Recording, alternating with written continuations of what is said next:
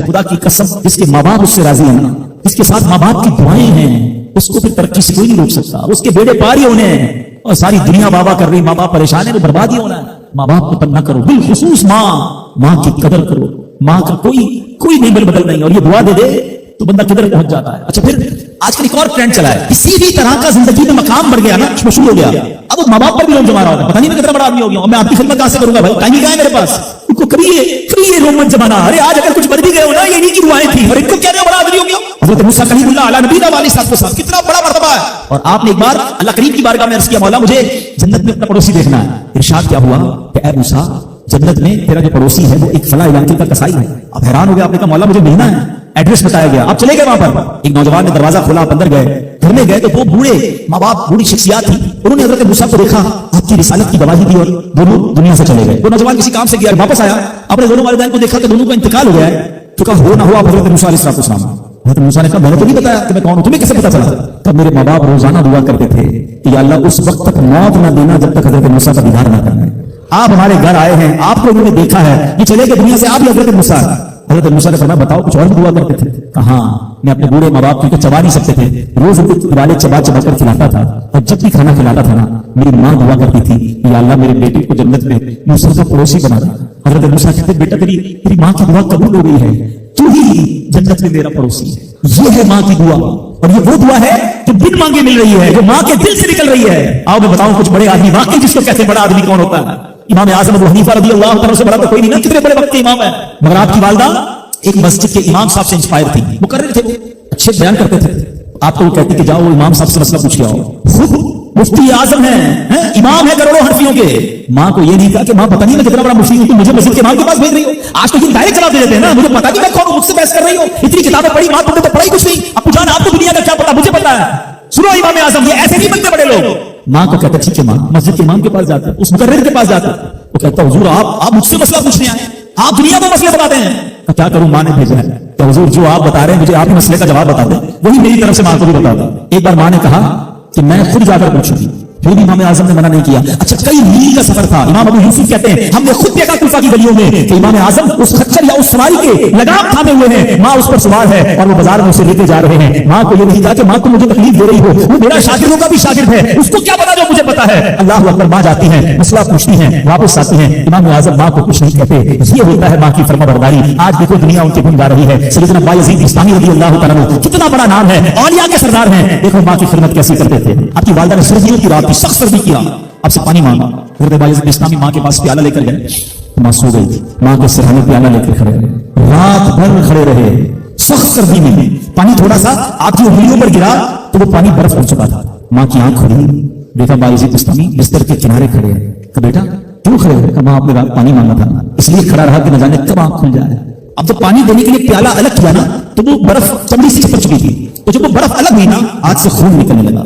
हज़रत बायज़ीद बिस्तामी रहमतुल्लाहि अलैहि की माँ ने जब ये देखा ना कि बेटा सारी रात खड़ा रहा और उसका हाथ भी लहूलुहान हो गया, हज़रत बायज़ीद बिस्तामी की माँ ने पता उस रात क्या दुआ दी? कहती या अल्लाह मैं इससे राजी हूं, तू भी इससे राजी हो जा। देखो क्या मकाम मिला, औलिया इकराम के सरदार बन गए। ये वो दुआएं हैं जो दिल से निकलती हैं। माँ बाप की खिदमत ऐसी करो, अब पढ़ो ना कि दिल से दुआ निकले। जब वो दुआ निकलेगी ना, फिर वो काम बनने आप सोच नहीं सकते। क्या खूबसूरत दीन है हमारा। हमने अपने बच्चे को दीन की तरफ नहीं लगाया। अगर हम बच्चे को दीन की तरफ लगा देते, दीन उसको हमारी खिदमत की तरफ लगा देते। हम बच्चे को कुरान और हदीस सिखाते, कुरान और हदीस उसको हमारी खिदमत सिखा देते। हम आज जो तकलीफ उठा रहे, इसकी एक वजह ये भी है कि बच्चा हमने दीन से दूर कर दिया। अगर आप चाहते हैं कि आपके बुढ़ापे का सहारा आपके बच्चे बने, आपके मरने के बाद भी आपके लिए सदका जारिया बने, तो आपने अपने बच्चों को दीन की तरफ लाना है। कुछ औलादे वो हैं जिनकी माँ बाप ने तरबियत ऐसी की, हम नहीं चाहते, वो खुद राब्ता कर रहे होते हैं कि माँ का इंतकाल हो गया यार, कुछ कुआं खुदवाना है, कोई मस्जिद बनानी है, कोई मदरसे में मेरी माँ के लिए मुझे कुछ करना है। क्यों? माँ ने तरबियत ऐसी की, वालिद ने तरबियत ऐसी की, उन्हें माहौल ऐसा दिया कि माँ बाप के मरते ही उन्हें फिक्र हो गई कि मेरी माँ कब्र में अकेली है, मेरा वालिद कब्र में अकेला है, उसने रोज मुझे खाना खिलाया था, आज मैं रोज उसे सवाब पहुंचाने का कोई इंतजाम करूं। ये उस बच्चे के दिल में ख्याल कैसे आया? क्योंकि अल्लाह ने उसे अच्छा माहौल अता किया, माँ बाप ने उसको उस माहौल की तरफ बढ़ाया। तो मैं यहाँ वालिदैन से गुजारिश करूंगा कि खुदारा अपने बच्चों की ऐसी तरबियत करो कि बुढ़ापे में भी तुम्हारा साथ दें और मरने के बाद भी तुम्हारे लिए सदका जारिया का बाइस बन जाएं। आपके बच्चे आपके कदमों में रहेंगे अगर आपने बच्चों को दीनदार बना दिया। अल्लाह करे ये फॉर्मूला समझ आ जाए ना। हम समझते बच्चा मेरी बात माने, मेरी क्यों नहीं मानता? अरे पहले से अल्लाह रसूल की बात मानने वाला बना दो, ये तुम्हारी भी मानने वाला बन जाएगा। कितनी जाएगा ना दीन की तरफ, इसे कुरान माँ बाप की तरफ भेजेगा, इसे हदीस माँ बाप की तरफ भेजेगी, इसे उलमा किराम माँ बाप की तरफ भेजेंगे। हम उस रास्ते पर भेज दें जहां से बच्चा मुझे वापस मिल जाए।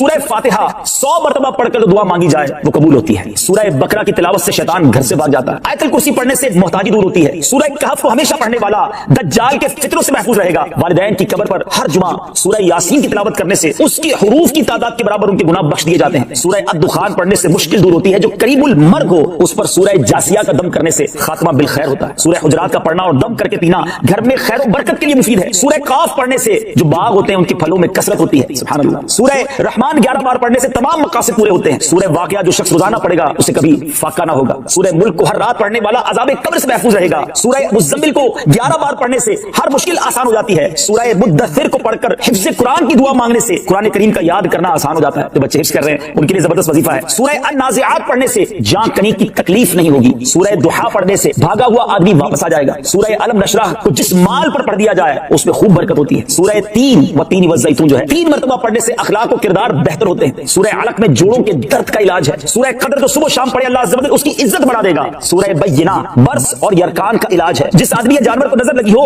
اس پر سورہ عادیات کا دم مفید ہے. سورہ قاریہ پڑھنے سے بلاؤں سے حفاظت رہتی ہے. سورہ تکاثر کو 300 بار پڑھنے سے جلد قرض ادا ہو جاتا ہے. کئی لوگ کہتے ہیں جناب قرض بہت ہے چلے قرآن کا وظیفہ لے لیں الہاکم التکاثر. یہ جو سورت ہے 300 بار پڑھنے سے بہت جلد قرض اتر جاتا ہے. سورہ عصر پڑھنے سے غم دور ہو جاتا ہے. سورہ ہمزہ اور سورہ فیل دشمن کے شر سے حفاظت کے لیے اور سورہ قریش جان کی حفاظت کے لیے بڑی مجرب ہے. بڑا کمال کا وظیفہ ہے. سورہ معون بڑی مشکل کے وقت میں پڑھنا بہت مفید ہے. سورہ کوثر کی تلاوت سے بے اولاد صاحب اولاد ہو جاتا ہے. کئی بے اولاد بھی وظائف مانگ رہے ہوتے ہیں. سورہ کافرون 1/4 قرآن کے برابر ہے. سورہ زلزال نصف قرآن کے برابر ہے. سورہ اخلاص 1/3 قرآن کے برابر ہے. اور سورہ فلق اور سورہ ناس سے جن اور شیطان اور حاسدوں کے شر سے حفاظت رہتی ہے. پھر کیوں نہ ہم قرآن سے دوستی کر لیں, کیوں نہ قرآن کو اپنا ورد بنا لیں. اللہ چاہتا ہے کہ بندہ اس رینک تک پہنچ جائے. اللہ اس پر آزمائش بھیجتا ہے تاکہ میرا بندہ صبر کر لے تو اس کو وہ مرتبہ عطا ہو جائے. ہائے ہائے, یعنی آزمائش مجھ پر میرے رینک بلند کرنے, میرے درجے بلند کرنے آئی, اور ہائے میری بے صبری کہ میں نے وہ سب ثواب ضائع کر نہ کرے. میرے پیارے ساتھی مشکلیں آتی ہیں. اچھا پتہ ہے پرابلم کیا ہے؟ ہمارا ایک اور بڑا ایشو ہے, ہم کسی کو مسکراتا دیکھتے ہیں, کسی کو اچھے کپڑے دیکھ لیتے ہیں, کسی کی بڑی گاڑیاں دیکھ لیتے ہیں, کسی کا بڑا گھر دیکھ لیتے ہیں, ہمیں لگتا ہے یہ کتنا مزے میں یار, میں یہ اکیلا پریشان ہوں. یہ آپ کی بھول ہے. ایک بات یاد رکھیے گا, زندگی کی گاڑی مسائل کے پہیوں پر ہی چلتی ہے. امیر کے مسئلے اور ہیں, غریب کے مسئلے اور ہیں. شہرت جس کو ملی ہے نا اس کے پرابلمز اور ہیں, جو غیر معروف ہے اس کے پرابلم اور ہیں. زمانے میں ہر کسی کو کچھ نہ کچھ ایشو ضرور ہے. یہ نہ سمجھے کہ یار یہ اتنا مسکرا رہا ہے, کیا پتہ اس مسکراہٹ کے پیچھے کتنے دکھ چھپائے بیٹھا ہے. اب یقین کریں, بلیو کریں, ایسا نہیں ہے کہ سب لوگ 100% خوشحال ہیں. پرابلم سب کے ساتھ ہوتے ہیں. میں کیا بتاؤں آپ کو, ہمارے پاس تو لوگ دعائیں کروانے آتے ہیں نا, ایسی پرابلم بتاتے ہیں کہ پیروں سے زمین نکل جاتی ہے. بعض اوقات ہم اتنے بڑے گھر میں جاتے ہیں, اس کی گاڑیاں کروڑوں روپے کی کھڑی ہیں, ان سے ملاقات ہوئی ہو, کہتے ہیں حضرت آپ سے الگ سے دعا کروانی ہے. جب وہ بیچارہ اپنا مسئلہ بتاتا ہے نا, ہمیں لگتا ہے یار ہمارا تو غم ہی کچھ نہیں ہے. کتنی بڑی آزمائش سے گزر رہا ہے, کتنی بڑی پرابلم سے گزر رہا ہے. میں آج کی آپ کو مثال دیتا ہوں. ایک ہمارے بہت اچھے بھائی تھے, آج سے کچھ عرصہ پہلے انہوں نے ہمیں ایک ماشاءاللہ پراپرٹی دعوت اسلامی کے لیے بچیوں کے مدرسے کے لیے دی, اور اس کے چند دنوں بعد ان کا وصال ہو گیا. ان کے بیچاروں کو کینسر تھا. میں ان کے گھر پہ دعا کرنے گیا, ان کے بیٹے نے مجھ سے گلے لگانا تو بیٹا رونے لگا. اچھا میں سمجھا کہ بیچارہ اپنے والد کو یاد کر کے رو رہا ہے. 16 دن پہلے انتقال ہوا. اندر گئے, دعا کی, اس کے بعد میرے کان میں کہتا ہے کہ بھائی اس وقت میری زوجہ ہاسپٹل میں ہے. میں نے کہا کیا ہو گیا؟ کہ میری وائف کو بلڈ کینسر ہو گیا. والد کا کینسر میں انتقال ہوا ہے. اللہ نے بڑا نوازا, جیولرز ہیں, لیکن میں یقین کریں, میں آپ کو سچ بتا رہا ہوں, میں گاڑی میں بیٹھ کے میں بھی رونے لگا, کیونکہ وہ بندہ جب مجھے چھوڑنے آیا نا پھر میرے گلے لگ کے رو رہا تھا. میں سوچنے لگا یار کتنا دکھ ہے لوگوں کو, اللہ نے کتنی بڑی ان پر مہربانیاں کی ہیں.